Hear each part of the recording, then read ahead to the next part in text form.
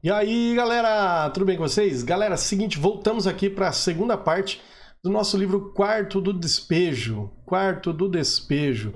Ficou isso na cabeça de vocês, né? Esse nome, né? Lugar onde as pessoas são excluídas, são jogadas. Não é à toa o título desse livro da Carolina Maria de Jesus. Seguimos em frente, então vamos lá com a nossa análise da obra, ok? Para vocês irem bem no Enem. Se cair qualquer coisa desse livro, vocês vão tirar de letra. Eu confio em vocês, tá bom? Legal? Então, com o papel na mão aí, o caderno, vamos anotar aí, galera. Vamos lá. Se tiver algumas partes que vocês não lembram e tal, volta um pouquinho o vídeo, olha lá de novo, dá um pause. Tem vocês têm esse poder sobre mim, sobre a aula, tá bom? Galera, vamos lá, estrutura da obra. O quarto do despejo, ele é colocado assim, quarto do despejo, 2 pontos, diário de uma favelada. Olha que interessante o título deste livro. É um livro em forma de diário, já comentamos anteriormente, escrito por Carolina Maria de Jesus. A obra é a compilação dos vários escritos dela durante 5 anos, tá? E editados pelo jornalista Audálio Dantas, que fez uma seleção dentre as quase 1000 páginas escritas pela autora.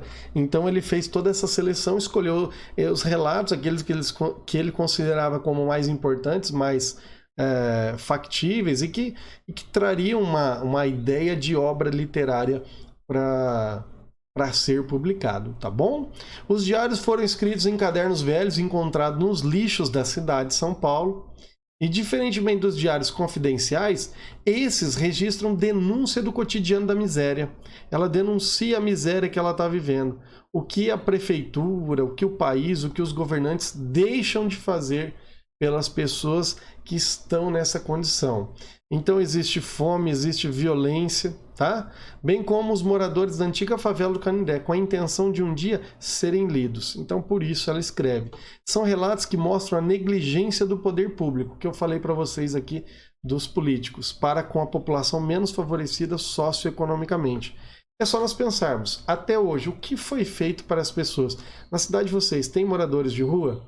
O que é feito para essas pessoas, né? Nós temos que nos perguntar o que nós fazemos para essas pessoas, né? É justo ele estar lá? Ele está lá porque ele quer, né?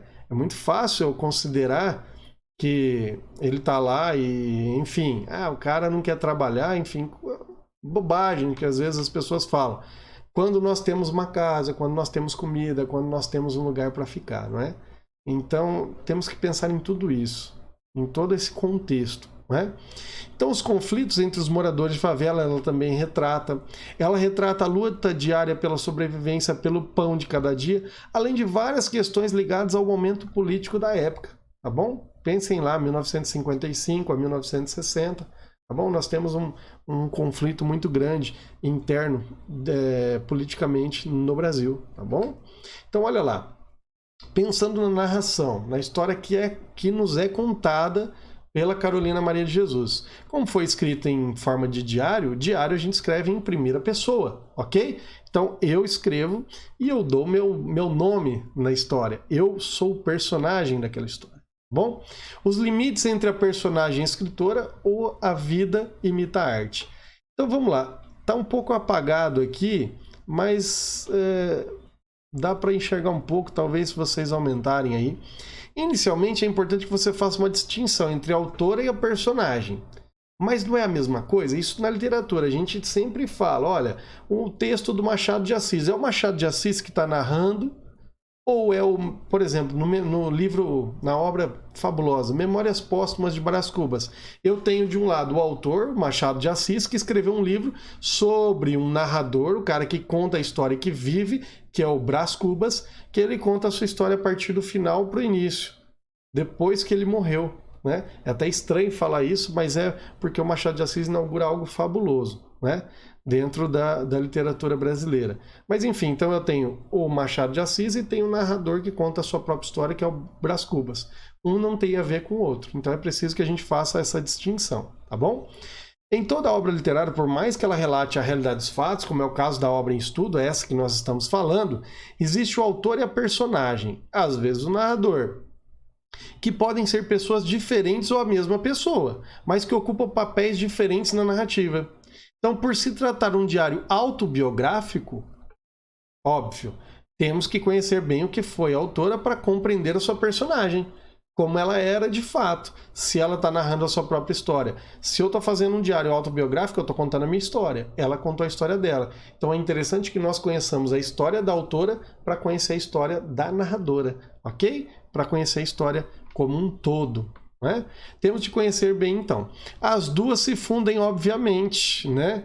Não há como desvincular a autora da narradora do diário, neste caso aqui, tá bom? Já citei o exemplo para vocês do Machado de Assis, que um é o autor e o outro é o narrador.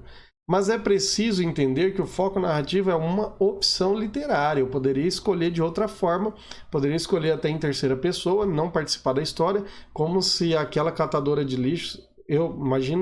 Imaginemos nós, Maria Carolina de Jesus escrevendo, e eu faço uma história, só que eu não participo da história, e a Carolina Maria de Jesus é somente uma das personagens dessa história. Então poderia ser feito isso, mas obviamente que ela não fez, ela contou a sua própria história, então ela é autora e escritora neste caso. Ok? Os limites entre a personagem e a escritora, essa conversa aí. Ela trabalhou como doméstica, morava na extinta favela do Canindé, que é a maior favela paulista, né? E ela nunca se casou por opção. A vida a fez descrer em um relacionamento homem e mulher. E ela teve 3 filhos, gente, um de cada pai. O João José, o José Carlos e a Vera Eunice, que eu já falei para vocês. O João José e o José Carlos, nós não conhecemos o pai. Ela não nos fornece essa informação. Já a Vera Eunice é filha de um empresário, que ela também não revela o nome a pedido dele, pois ele era casado e tinha família. Olha que situação complexa também. Então, a luta constante dela era pela sobrevivência dela e dos filhos. Ela então se tornou catadora de papel, metal, qualquer outro material que pudesse vender em depósito de reciclagem. Como ela nem sempre consegue dinheiro para comer, por várias vezes manifesta que a sua felicidade estava em ver os filhos alimentados. Mas nem sempre isso era possível, gente. Coisa triste a questão da fome. Imagina passar fome. Se vocês já passaram, vocês sabem. É a pior coisa que o ser humano pode sentir. Em algumas ocasiões, catava comida dos lixos, ou seus filhos catavam e levavam para casa.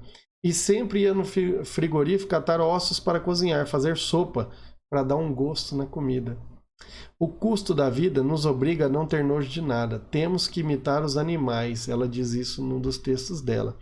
Logo adiante eu vou falar para vocês o trecho que eu acho fabuloso. Para mim, quando eu li a primeira vez esse livro, me chamou, saltou aos olhos. E para mim, a ideia dela teria que valer hoje. A ideia dela teria que ser real hoje. Já eu falo para vocês, tá bom?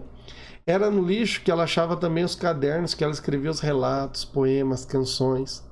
Bom, onde ela morava? Eles moravam num barraco precário, pequeno, o telhado era feito de papelões que apodreciam e sempre entrava água da chuva.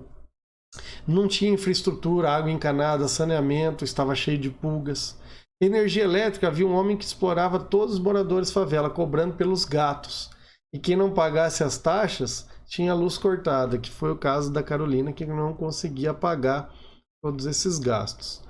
Água, não fica claro onde os moradores de favela conseguiam a água. No diário temos registro que todas as manhãs ela acordava cedo para pegar água. Ia nesse horário para não encontrar as moradoras. Deixei o leito às 5 da manhã para pegar água. Não gosto de estar entre as mulheres, porque é na torneira que elas falam de todos e de tudo. Ela não gostava de fofoca. E ela até brigava com os outros moradores por conta disso. Tá bom? Sobre morar na favela, eis o seu inferno, segundo Carolina Maria de Jesus. Eu sempre troco, né? Ela odiava aquele lugar, não se via pertencente àquele mundo, apesar de toda a sua pobreza. Queria uma casa para morar longe dali. Com frequência, refere-se aos favelados em terceira pessoa, como se ela não tivesse inserida naquele contexto. Não gostava das pessoas e nem as pessoas dela. Não era uma mulher muito fácil de lidar porque ela não aceitava muitas coisas. Ela gostava de bater de frente em algumas situações. Aqui todos implicam. Vejam que tem um desvio da norma padrão que não faz não deixa a beleza do texto e a qualidade do texto serem evidenciados. Então a qualidade permanece a mesma. Aqui todas implicam comigo. Dizem que falo muito bem, que sei atrair os homens. Quando fico nervosa, não gosto de discutir, prefiro escrever. Todos os dias escrevo. Sinto no quintal, escrevo.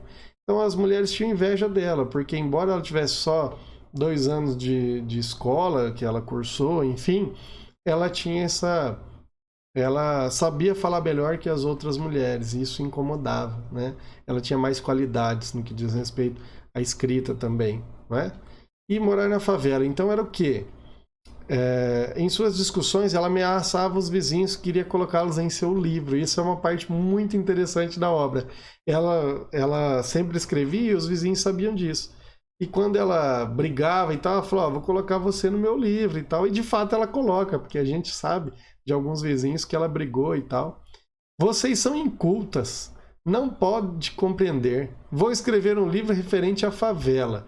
Hei de citar tudo que aqui se passa e tudo que vocês me fazem. Eu quero escrever o livro e vocês, com estas cenas desagradáveis, me fornecem os argumentos. Olha que mulher sábia, né? Muito interessante.